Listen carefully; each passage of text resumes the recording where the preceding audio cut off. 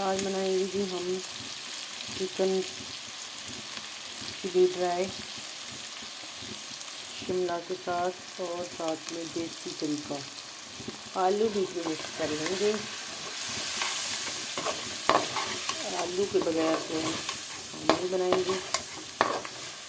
वैसे तो चिकन और शिमला बनता है, लेकिन मैंने चिकन चिली ड्राई जो है वो बनाऊंगी। अदरक लहसुन जो है मैं इसमें डाल देती हूँ। टमाटर भी सारा मैंने इसमें पीस दिया है। हरी मिर्चें, अदरक लहसुन, टमाटर, इसको जो है अच्छे से भूनते जाएंगे। साथ ही में डाल दूँ